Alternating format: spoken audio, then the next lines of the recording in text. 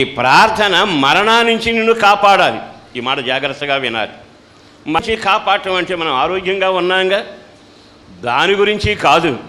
మన ఆత్మీయ జీవితంలో ఎంత ఎదుగుతామో సాతాను వెంటాడి మనని మరణపాలు చేయబోతాడు.